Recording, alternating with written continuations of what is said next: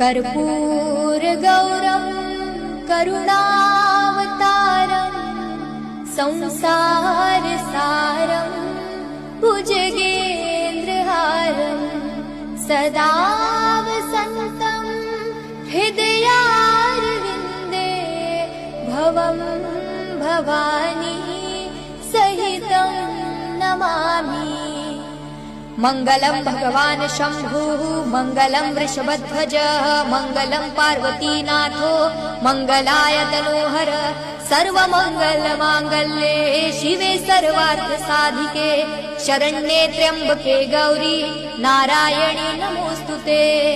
अथ मंत्र पुष्पांजलिः।